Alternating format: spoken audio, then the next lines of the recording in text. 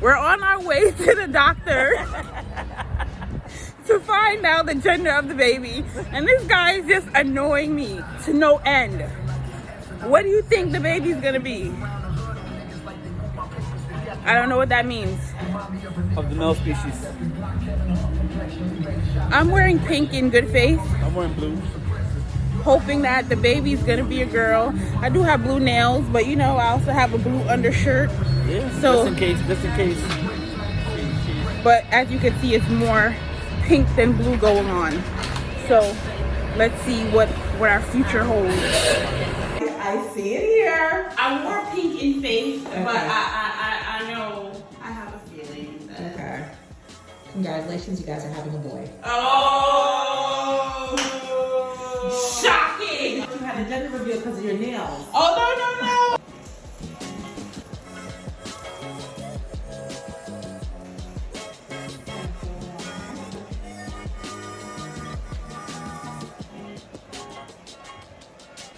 That's his foot right there at the bottom, right?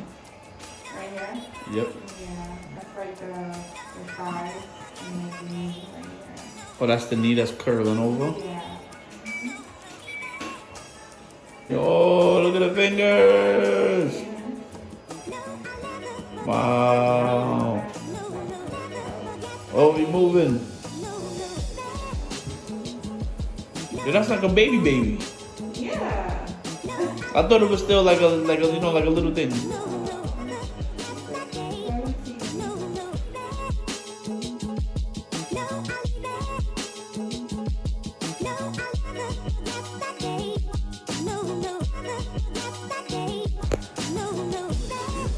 The ab appreciation video.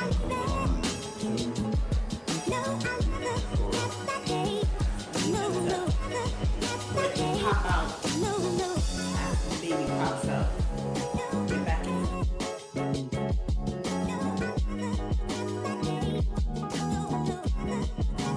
Hey, what's up, guys? After what you just seen, I know things could have seemed a bit anticlimactic, but we just kind of want to give you guys a little bit more of the background story about, you know, what happened, right, babe? Yeah. So first of all, I wanted to have a gender reveal. However, we decided against it because I want to say in spring of 2021, we actually got prophesied before we even got married about what the gender of our baby would be. So we kind of already went into it knowing, like, of course, you know, it's like a 50-50, but when you get a prophecy, it's like, oh, you know, is this gonna come true or not? I went to church for prayer. I went up to the altar for prayer because I had gone to the doctor. The doctor said that they had seen a growth and they were telling me that I needed surgery and that growth would potentially cause issues when it came to like reproducing and having children. And so I went to the altar for healing and just clarity around, like, you know, getting this surgery and all this stuff like that.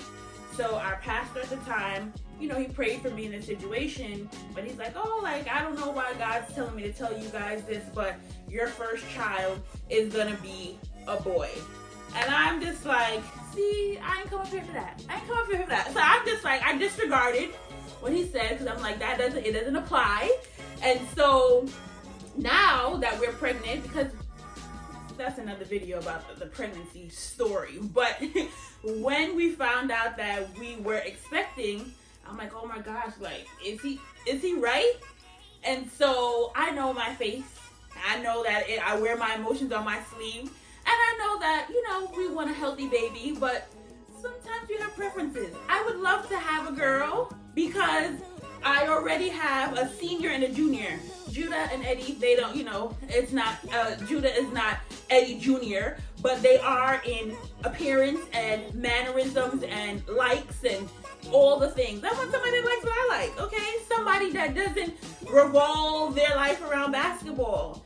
And so, yeah, as you can see in our wedding picture. She's married to the game. Apparently. So I'm like, I would love to have, you know, a little me. But I knew that if we did the whole, you know, ta-da, and then it's, you know, what we already got prophesied that it would be, you know, my emotions would show that, as you saw when we went to the doctor. Yeah. And as you saw when we went to the doctor myself, you know, my plan was always to have multiple boys. More specifically, this time around, I wanted to have another boy because I always believed that the girl should be the baby, right? Like, she should have older brothers, and, you know, she should always be like uber protected and have all of the protection in the world. So you have older brothers, you have the dad, you know, it's like, all right, like, there's nothing that I, you know, should be afraid of or have to have reluctancy towards, just because I'm the baby. Everybody's taking care of me and I get to be spoiled. So I always wanted the girl to be like that. But when we did get the prophecy, I was just like kind of like aligning with what I've wanted or want rather. So that to me was just kind of like, okay, this guy up there hears me, right? Listen. So that, you know, was pretty much how we got to. This is all Eddie's fault, okay? Because Eddie is a person that manifests things, okay? And so from the very beginning, we have to do a better job. And like, as you continue to watch this channel, you'll learn more and more about our love story. However, what Eddie wants, Eddie gets. Yep. He prays about it and then it happens. So early on in our dating, like a month into dating, he's like, you're my wife, we're gonna get married. Like, we can get married like right now. Like, let's get married tomorrow. And I'm like, you know, like, you want your next person to be your person, but it's like when it comes so quickly, or when, you know, when it's there, it's like, oh, am I ready? That's a whole nother story. But he's always said that he wanted to have a boy first and then a girl. And I'm just listening to him like, who's having all of these children? We don't know. Who's having it? I don't know. And so when it came to this boy thing, he's just like, it's a boy. And then even like, once we found out that we were expecting, he's talking to the baby like, hi son, and all this stuff. And I'm just like, you know, give the kid a chance. No. He did, before conception. So, I mean, ultimately, it's definitely a journey and something that we obviously look forward to seeing come to fruition, and having a little person here that would now be on the channel as well soon enough. But, you know, we just wanted to give you guys a nice little background story to how this all happened. So I was just really the vessel. It was already supposed to happen, right? I was just really the vessel, right? The Bible says he knew you before you were in your mother's womb. So that was supposed to happen anyway. He just used me and this wonderful person here, and you know, to bring this bundle of joy into the world, right? Yeah. And so, you know, even though I definitely wanted a little mini me, I think there's layers in this. Number one, I know that, you know, God knew, he knows me, that if I had a girl, or if we had a girl, then, you know, it's one and done. It's like, bye, I got what I wanted. So he's like, nah, sis. Try to run off with the plug. Yeah, run pretty off much. On the plug, rather. So, you know, there's that. I'm not saying what the future will hold, but I know that it would be less likely for me to, you know, want to have more children if we got the girl first. Two, obviously we want the baby to be happy and healthy and all the toes and fingers and all that stuff like that.